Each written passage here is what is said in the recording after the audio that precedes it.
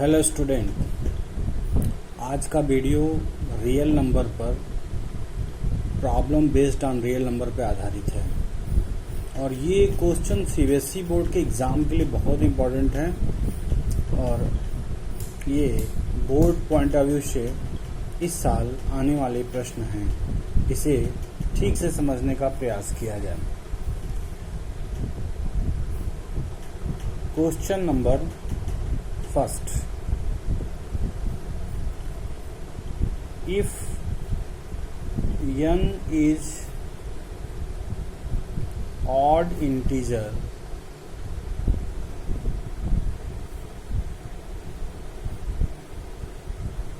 odd integers then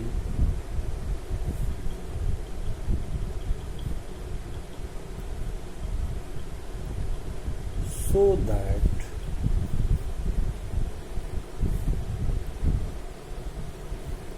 n square minus 1 is divisible by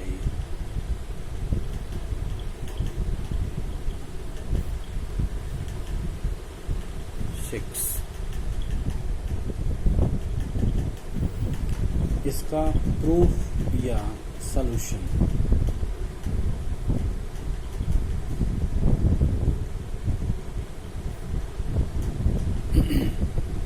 बच्चों, ये सबसे इजी सॉल्यूशन है। तुम आर.डी. शर्मा या आर.एस. अग्रवाल में जब इसको देखोगे तुम्हें हैरत होगी कि काफ़ी बड़े में लगाया गया है। वो सवाल गलत नहीं है, सवाल बहुत सही है और लेकिन ये जो सवाल है उन सभी बच्चों के लिए है जो थोड़ा सामान्य हैं या सामान्य से अधिक तेज हैं। क्यों? क्योंकि इसे आसानी से कोई भी बच्चा समझ सकता है और इस पे अपना नंबर गेन कर सकता है। तो कह रहा है कि n square minus 1 is divisible by 6, divisible by 8।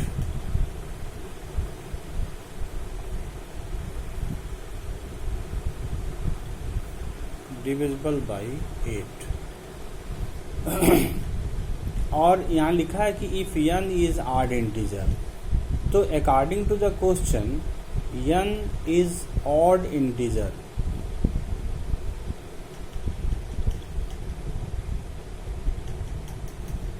इसका मतलब क्या हुआ कि n is equal to 1, 3, 5, 7 and so on. ये नंबर हम लोग ले सकते हैं। जो हमारा एक्सप्रेशन है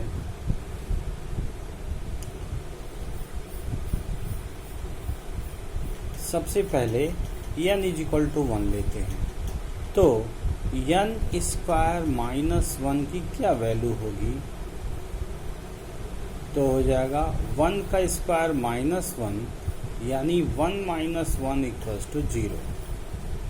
और हम जानते हैं कि 0 is divisible by any number, यानी हम कह सकते हैं कि 0 is divisible by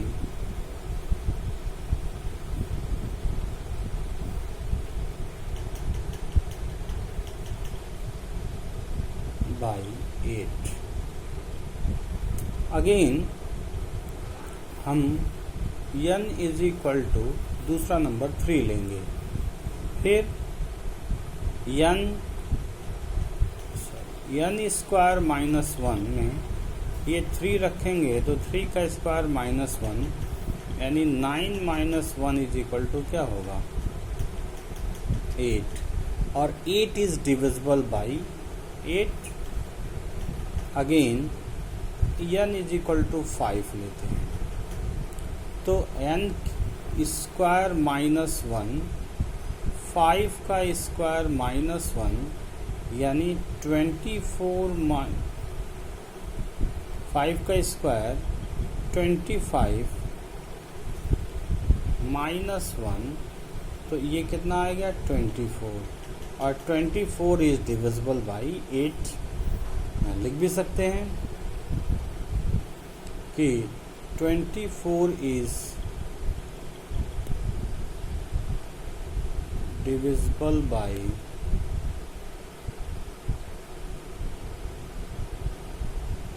8. Therefore, clearly say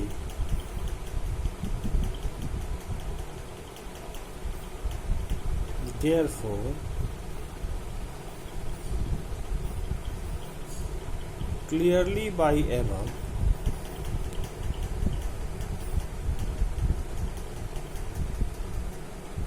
n square minus 1 is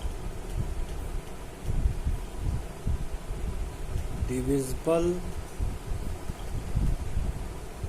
by 8 where n is odd integer,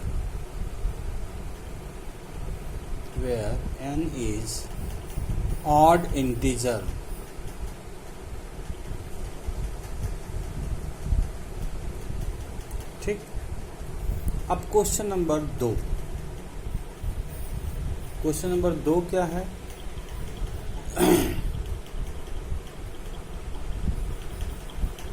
question number 2 ये क्वेश्चन है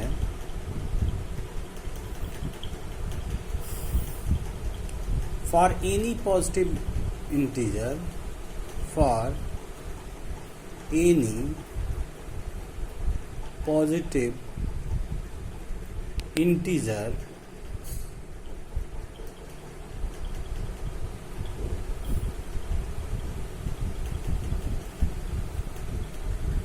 prove that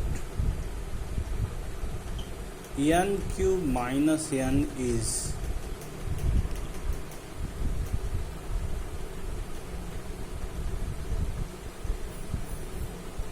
divisible by 6। अब इसको प्रूफ करते हैं।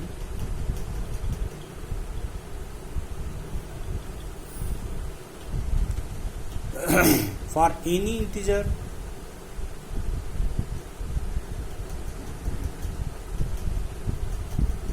इसका मतलब हुआ कि this implies that n is equal to taking 1, 2, 3, 4 and so on. Taking n cube minus n, पहला n is equal to 1, तो n क्यूब माइनस n की वैल्यू क्या होगी? हम यहाँ मान रखेंगे तो क्या होगा 1 का क्यूब माइनस 1 यानी 1 माइनस 1 इज इक्वल टू 0। फिर से हम वही बात करेंगे कि 0 is divisible by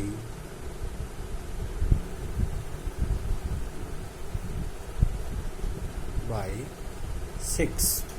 0 is divisible by 6. Again, taking n is equal to 2. फिर से n क्यूब माइनस n की वैल्यू क्या होगी? तो 2 का क्यूब माइनस 2, तो ये मान होगा 2 का क्यूब का मतलब हुआ 8 माइनस 2 यानी 6, और 6 इज डिविजिबल बाई 6 100%। दूसरा number n is equal to 3, तो फिर से n क्यूब माइनस n की वैल्यू क्या होगी? अब n बराबर 3 कहाँ लेंगे? 3 का क्यूब माइनस 3 यानी 3 का क्यूब 27 माइनस 3 कितना होगा? 24। और यहाँ लिखेंगे कि 24 is divisible by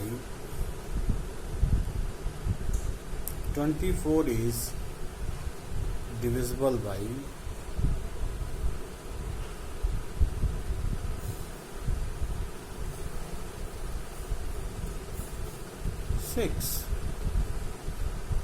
Therefore हम आसानी से कह सकते हैं this implies that clearly by above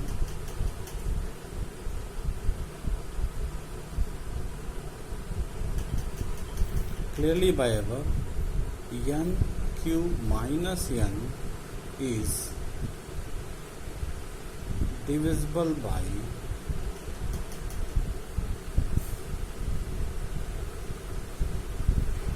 6। तो इस तरह से हम इन दोनों क्वेश्चन को आसानी से समझ सकते हैं कि n cube minus n is divisible by 6 और n square minus 1 is divisible by 8। Very easy method, और इससे आसान मेथड आपको मिल नहीं सकता इसमें।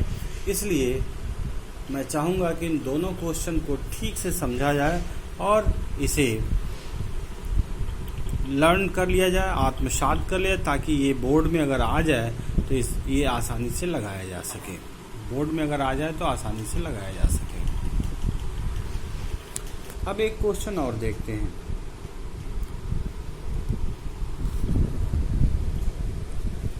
एक क्वेश्चन और जो बोर्ड के पॉइंट ऑफ व्यू से काफी इंपॉर्टेंट है।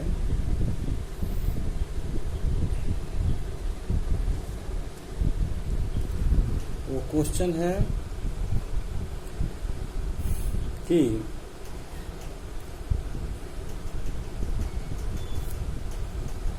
so that question number 3,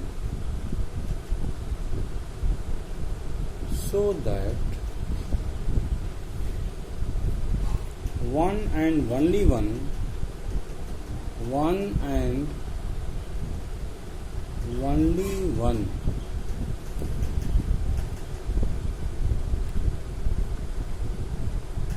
out of n plus 1 and n plus 2 is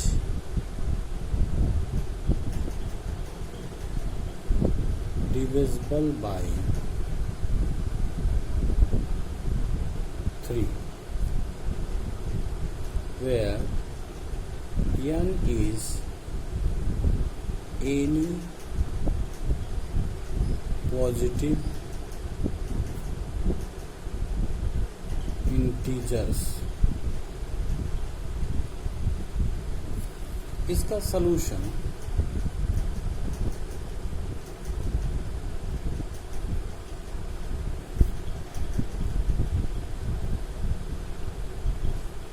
पहला, when n is divisible by 3, इसका मतलब क्या हुआ कि this implies that n is equal to 3q plus r by Euclid division lemma. 3 divisor है, q quotient है, r reminder है। तो निश्चित रूप से r जो होगा 0, 1, 2 होगा। अब जब r इज इक्वल टू 0 हम लोग लेंगे, ठीक है, तो इन तीनों में से चेक करेंगे ये n plus 1 और n plus 2 को, कि कोई एक तो डिविजिबल होगा ही होगा। तो पहला जो n r is equal to 0, तो देखें n इज इक्वल टू क्या होगा, r इज इक्वल टू 0 लेने पे 3q प्लस 0, अर्थात ये क्या 3q होगा। तो 3q निश्चित रूप से डिविजिबल बाई 3 होगा, तो लिख देंगे डिविजिबल बाई 3। दूसरा n प्लस क्या होगा, अब n प्लस 1 है तो n इज इक्वल टू हम 3q, 0 ही लेना, तो 3q और प्लस 1 लिखेंगे। तो अब क्या हुआ, 3q प्लस 1 वो 3 से डिविजिबल नहीं होगा, तो लिखेंगे नॉट डिविजिबल। फिर n प्लस 2 के लिए भी देखो क्या होगा, 3q प्लस 2, तो ये भी क्या होगा, नॉट डिविजिबल। अब अगला नंबर लेते हैं। r इज इक्वल टू 1 लेते हैं, तब पहला नंबर क्या होगा, n is equal to 3q plus 1 होगा, क्योंकि पहला नंबर n पे 3q प्लस 1। फिर लिखेंगे not divisible by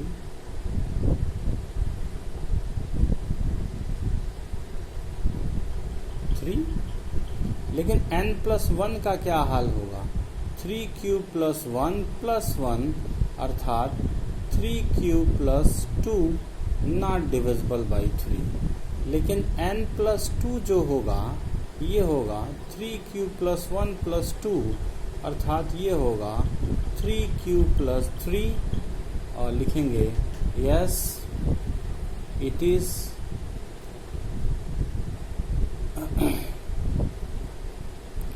divisible by 3।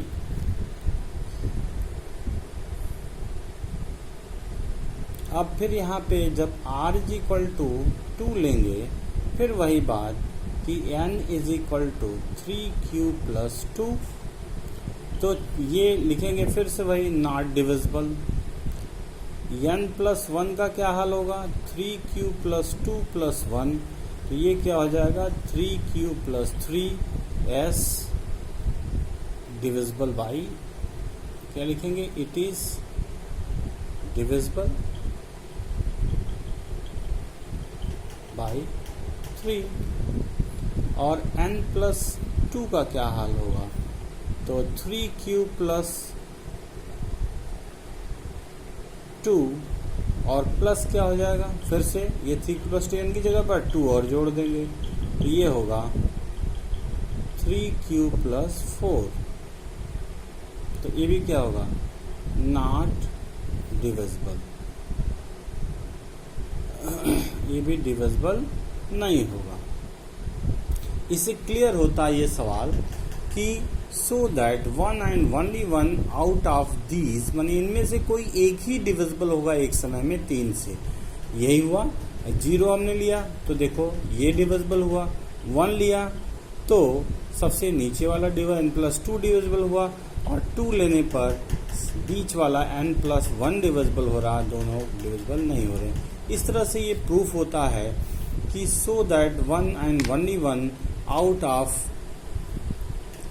n plus 1 n plus 2 is divisible by 3. That's all. और it's very very important question for the board, CBSE board point of view.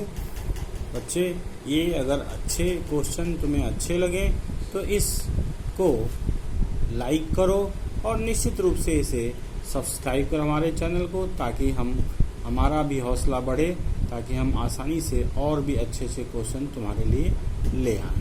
धन्यवाद, thank you.